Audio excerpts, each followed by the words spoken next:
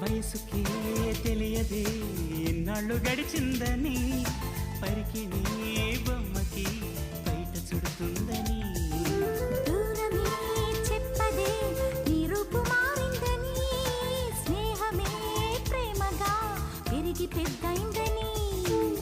ఇకపై మన కౌగిలింతకి చలి చీకటి కంటపడదని, ఎప్పుడు మన జంట గడపకి కలతన్నది చేరుకోదని కొత్తగా తెలుసుకున్నానని.